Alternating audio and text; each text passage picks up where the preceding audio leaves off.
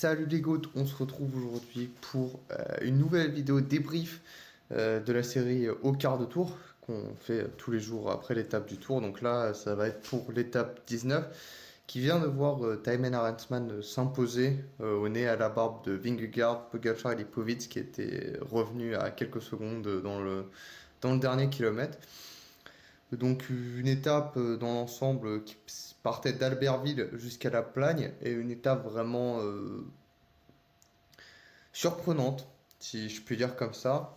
Donc ça commence avec une sorte de, comment dire, de désordre général au début de l'étape, évidemment, avec des attaques à droite, à gauche. On a eu par exemple Alaphilippe qui a tenté de lancer Michael Storer. On a eu Robert Stannard qui a fait la même avec Lenny Martinez.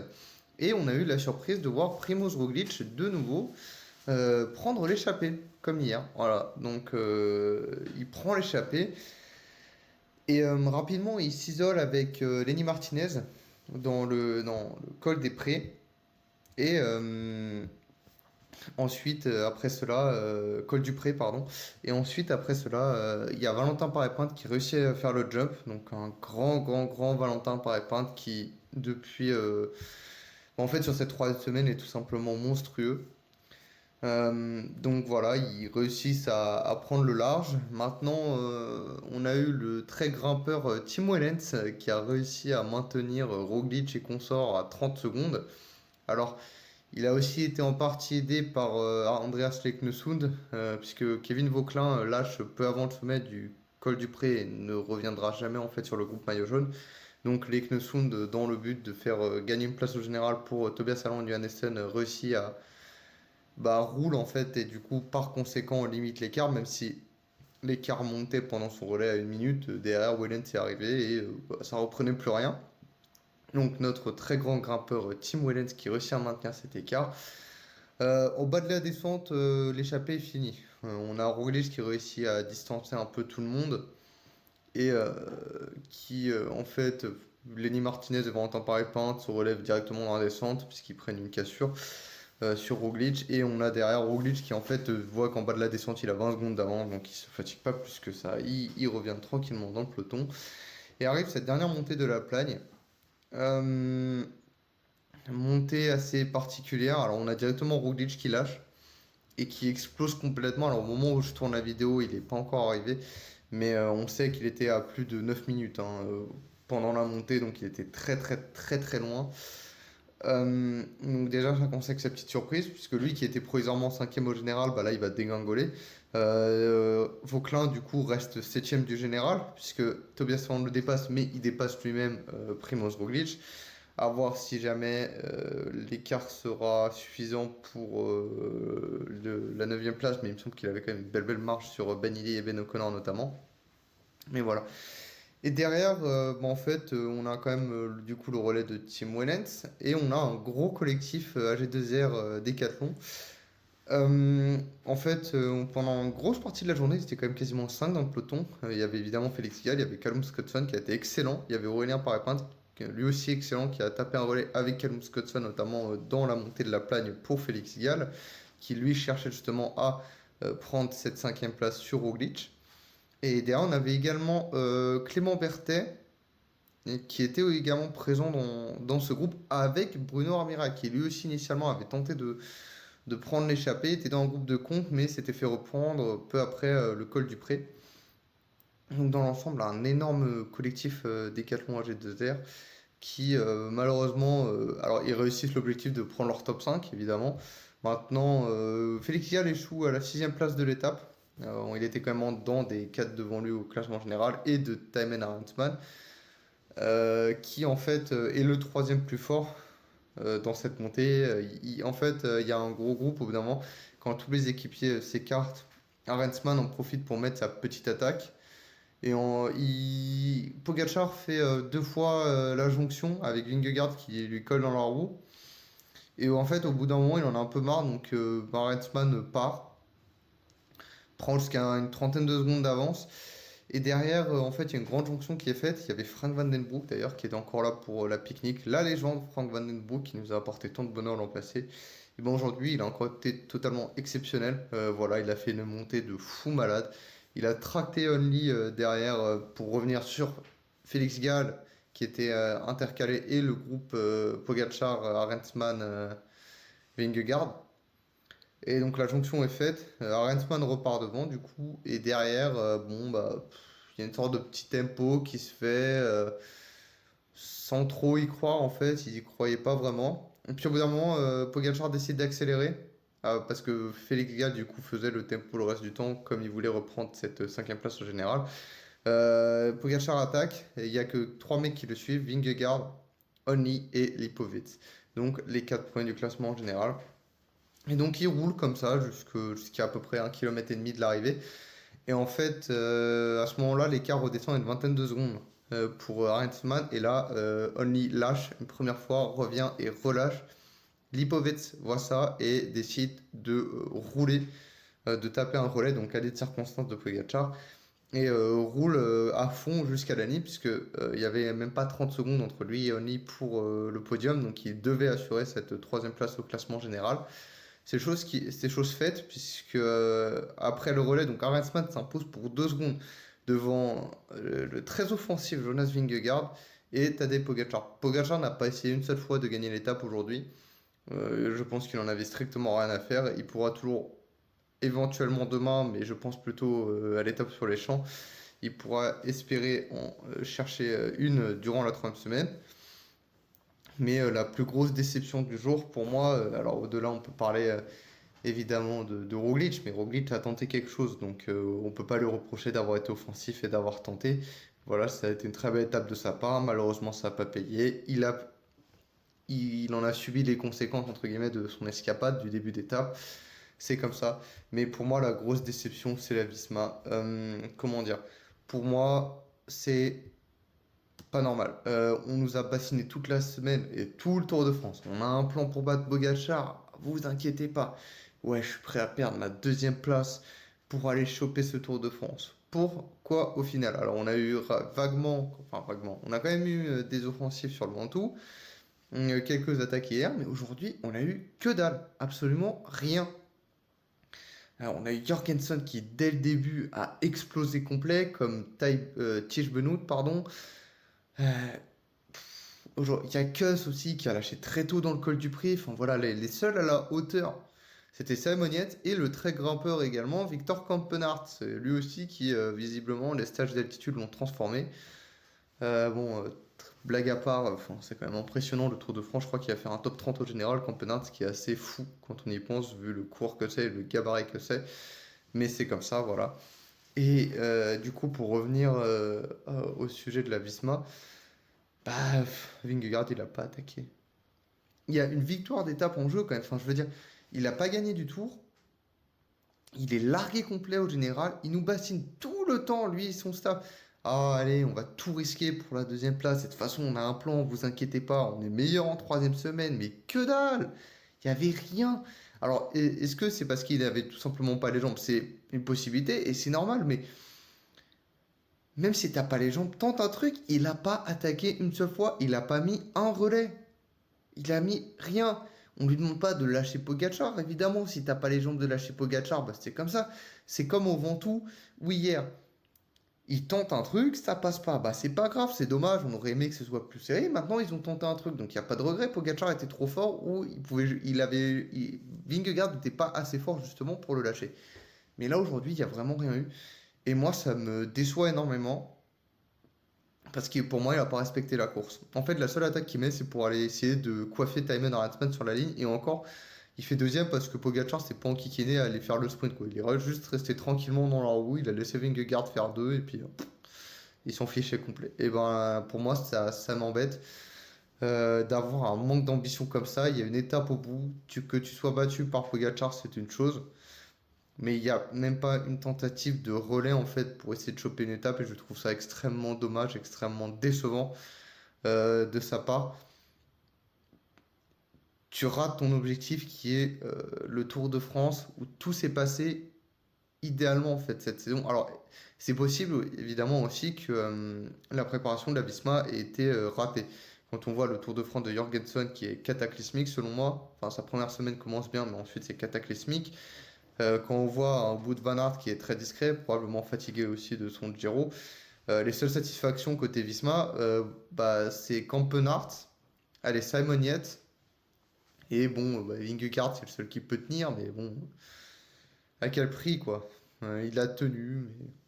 Et pour moi, au bout d'un moment, tu vises le Tour de France, bah, si tu peux pas gagner le Tour de France, essaye au moins de choper une étape, et je sais pas, je vais pas parler d'amour propre, parce que c'est pas ça, mais... Enfin, un peu d'orgueil, quoi. Enfin, voilà, tu viens de te faire taper 4 minutes 30. T'as jamais été en mesure de lâcher par ton rival qui a en fait tous les membres de ton équipe, entre guillemets, sur une liste noire. Alors, j'abuse, parce que Simon Yates a pu gagner une étape, notamment, mais il a condamné toutes les chances avec Jorgensen. Je sais pas, essaye un truc, quoi. Une belle victoire pour au moins dire, bon, bah, j'ai pas pu gagner le tour, mais voilà, j'ai une étape. Mais ça n'a pas été le cas, donc je suis très déçu. N'hésitez pas, vous, à me dire dans les commentaires ce que vous en pensez du comportement de la Visma sur cette dernière étape. Et au moment où je dis ça, Roglic vient d'en terminer avec plus de 12 minutes de retard, hein. Il était accompagné de Blasov. Enfin voilà. Ensuite, qu'est-ce qu'on peut dire d'autre? Bah, Only qui, à l'image de son tour de Suisse et de son tour de France d'ensemble, est absolument excellent. Je suis le premier surpris de le voir à ce niveau-là.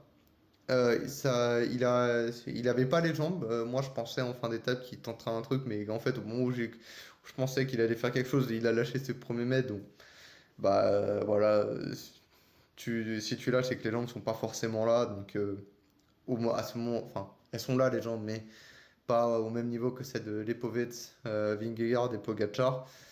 Donc pas de regret pour lui qui fait un tour absolument énorme, un collectif pique-nique qui a été absolument extraordinaire, avec aujourd'hui encore Frank Van Den Broek qui a été monstrueux. On a eu un Warren Barguil qui tout au long du tour a été excellent également. Euh, Ça fait extrêmement plaisir de ce côté-là par rapport à eux de voir qu'ils ont été capables de faire de telles performances. Je suis vraiment très très très content pour la pique-nique. Ça paye pas de mine, n'empêche c'était mal parti, surtout quand on voit leur Giro. Avec Romain Bardet qui passe pas loin, mais c'est compliqué. Le Dauphiné, c'était compliqué également avec un Max Poul qui, quand même, énormément de difficultés comment dire, à pas s'exprimer, mais à asseoir, entre guillemets, son leadership, à performer au plus haut niveau d'une manière assez régulière, et toujours embêté par une petite maladie, une petite chute, etc. Donc voilà. Et un autre collectif qui a été impressionnant, c'est celui d'Arkea. Comme j'ai dit, Vauquelin a été lâché très très tôt. Enfin, très très tôt. Par rapport aux autres leaders du classement général, il a été lâché très très tôt, puisque c'était au sommet du col du Pré. Et il a pu compter sur un énorme Ewan Costiu et un énorme Raoul Garcia Pierna. Voilà, ces deux-là ont fait une étape de fou furieux. Et bravo, bravo, bravo Arkia. On a un Français dans le top 10 du général avec Kevin Vauquelin. J'aurais pas pensé qu'il aurait pu faire top 10 honnêtement. Évidemment, beaucoup pourront dire ouais, mais il y a eu plein de circonstances. Les autres, les équipiers comme Jorgensen, comme Adam Yates, ils n'étaient pas au niveau. Il y a eu l'abandon de Remco, il y a eu l'abandon de Rodriguez. Oui, et c'est pas grave. C'est aussi ça le Tour de France en fait. C'est le malheur des uns fait le bonheur des autres. Et je suis très très content pour lui. C'est probablement l'un des facteurs qui va réussir à sauver la structure Airbnb Hotel s'ils réussissent à trouver un repreneur, c'est tout ce qu'on leur souhaite d'ailleurs. Leur Tour de Suisse, c'est exceptionnel. Leur Tour de France, c'est exceptionnel. Pour une équipe qui a des moyens un peu moins élevés, qui, surtout cette année, du coup, avec le manque de budget, le manque de sponsors, qui est obligé de faire des choix, comme nous le disait Kevin Vauquelin à la fin du Tour de Suisse. Faire une telle performance, c'est absolument prodigieux. Et un grand, grand bravo, je tire mon chapeau à l'équipe qui a juste été magnifique de bout en bout. On pourra même parler de Christian Rodriguez qui est aussi à la Lachetto aujourd'hui, mais dans l'ensemble a été également absolument monstrueux et essentiel pour Kevin Vauquelin. Enfin voilà, bravo, bravo, bravo Arkea. Et sinon, c'est à peu près tout pour cette étape. Voilà, Valentin Parapente, comme j'ai dit au début, qui fait une très grosse troisième semaine. Lenny Martinez, rapidement. Il réussit à prendre les 25 premiers points de l'étape en passant en premier en col du Pré et ensuite au Cormet de Roseland. Mais bah, malheureusement, ce ne sera pas suffisant pour le maillot à poids. Il s'est quand même très bien accroché dans le final. Il finit 11e de l'étape, un peu à 15 secondes de Valentin Paré-Peintre et à 8 secondes de Simon Yates. Que dire de Lenny Martinez et son Tour de France pour le moment? Peut-être qu'il tentera demain, ce qui m'étonnerait vu les deux grosses étapes qu'il vient d'enchaîner.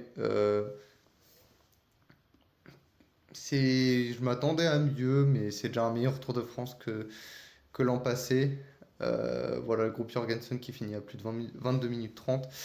Euh, il y a encore un gros problème physique, je trouve, dans le sens où on sent qu'il manque de caisse, qu'il n'arrive pas à enchaîner, malgré le fait d'être, comment dire, excellent sur certains jours. On l'a vu tout au long de l'année, hein, que ce soit à Paris-Nice, là au Dauphiné ou au Tour de Romandie, bah, il gagne, il performe au plus haut niveau. Maintenant, il manque encore un peu de caisse et surtout de régularité. C'est ce qui est dommage, ça fait quand même 3 ans qu'il est en peloton, mais moi le premier, il faut aussi qu'on se rappelle qu'il n'a que 22 ans. Donc à 22 ans, c'est difficile d'avoir la caisse. Il suffit de voir également l'évolution de Romain Grégoire chez Groupama FDJ ou encore de Vauquelin l'an passé. Lui aussi, ces deux-là aussi manquaient de caisse et avaient du mal à enchaîner physiquement. C'est un long processus. Évidemment, tout le monde n'est pas Pogacar et n'est pas capable d'aller chercher des grands tours dès ces 22-23 printemps. C'est en tout cas une belle saison pour lui, mais va falloir, en tout cas, Lenny va devoir, en tout cas pour moi, l'an prochain, avoir un premier grand tour référence, pas forcément d'un point de vue du classement général, mais dans l'idée en fait d'être à l'avant.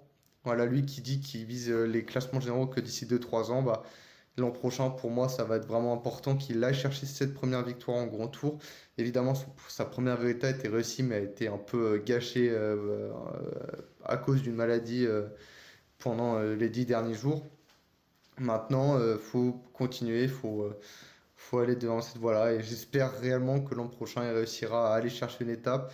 Pourquoi pas ne pas faire le tour et en fait directement faire un Giro et ou une Vuelta en tant que leader de l'équipe avec comme premier objectif évidemment une victoire d'étape, mais pourquoi pas en profiter derrière pour avoir un bon classement général. On se souvient notamment de David Gaudu sur la Vuelta 2021 qui avait fait comme ça. On avait un Warren Barguil qui a plus de 10 ans faisait absolument la même chose sur la Vuelta également.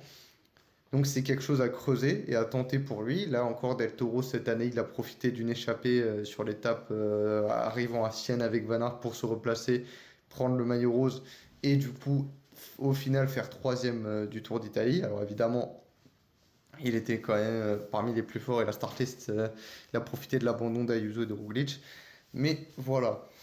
Euh, bon, on peut passer à l'étape du coup demain, pardon, l'étape qui arrive à Pontarlier, qui part de Nantua. Ça va être encore une sacrée étape, quasiment 3000 mètres de dénivelé positif. Qu'est-ce qu'on peut dire sur cette étape? Avant-dernière étape, je pense pas que les sprinters passeront. Du type Pogacar, on va dire. Pogacar est un sprinter, évidemment. Non, plutôt Milan, Girmay, etc. Merlier, ça passera pas demain. Je pense qu'on a encore un scénario pour l'échappée qui se dessine sur ce Tour de France. Il y en a eu quelques-unes, mais là, voilà, je pense que demain, ça va être pour l'échappée. Qui voir? Alors évidemment, il y a un Quinn Simons qui a été longtemps en contact du groupe Maillot Jaune, encore aujourd'hui.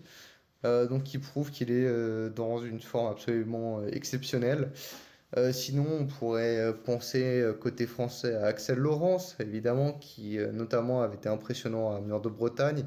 Il avait manqué un petit, comment dire, un petit peu de force, un petit peu de jus sur le replat final pour essayer de s'accrocher, pourquoi pas disputer le sprint. Mais voilà, lui, on peut y penser. On peut penser à Julien Alaphilippe, qu'on a vu lancer ce tour aujourd'hui et qui est absolument monstrueux cette semaine, comme on l'a vu au Ventoux, comme on l'a vu à Carcassonne pour la dernière étape de la deuxième semaine, malgré une chute. Donc pourquoi pas lui? Sinon, peut-être un. Allez, qui on peut dire un Aurélien Paré-Pinte, qui est revenu encore aujourd'hui, qui était encore aujourd'hui excellent. Voilà, en tout cas pour moi demain c'est destiné à être pour l'échappée. Le maillot à pois est plié, le maillot vert est quasiment plié. Donc bon, je vois pas trop de raison que l'échappée n'aille pas au bout. Pour moi ce sera un baroudeur demain et on verra ce que ça donne. Mais j'espère qu'un Français ira la chercher, que ce soit Laurence, que ce soit Lafilippe. Enfin je préfère quand même à Lafilippe étant un très grand fan de Julien dans l'ensemble, mais j'ai envie de voir un Français s'imposer demain, ce serait assez beau quand même, vu l'étape qu'il nous propose qui est absolument magnifique. Et on espère aussi du spectacle. Voilà, je pense que ça va être quand même très très compliqué de prendre l'échappée, mais ce qui peut être assez déterminant, c'est le col de la Croix de la Serra, qui se situe, dont le sommet est à même pas 20 km après le départ. Donc en fait, là, déjà, ça commence sur une sorte de faux plat montant de 2 km à 3,5%. Derrière, ça redescend pendant 10 km et ensuite on est directement au pied du col de la Croix de la Serra, 12 km à 4%.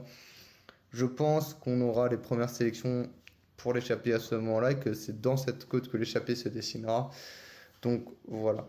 En tout cas, vous, n'hésitez pas à me dire ce que vous avez pensé dans l'ensemble de cette étape 19 du Tour de France. Si vous... Qu'est-ce que vous voyez également comme scénario pour l'étape de demain? N'hésitez pas également à vous abonner et à liker la vidéo si elle vous a plu. Et on se retrouve dès demain soir pour débrief sur Insta la 20e étape. Salut les goths!